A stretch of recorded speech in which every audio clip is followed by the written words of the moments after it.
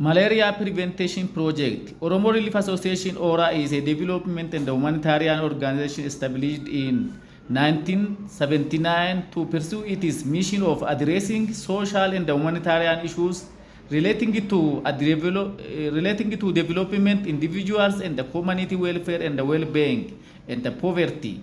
It also addresses environmental and the natural resource protection, management and improvement.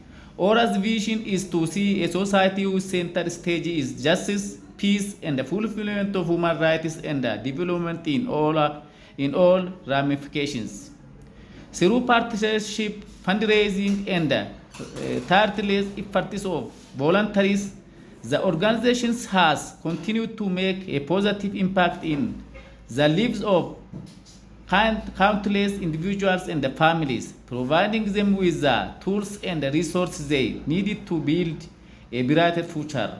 ORA's overall goal is to contribute and work towards the emergence of empowerment and vibrant female and male community groups and organizations that could proactively take a charge of their own situation, including actions that reduce their vulnerabilities of life-threatening shocks, and strive for the environment of their livelihoods in ecologically sound and sustainably manner.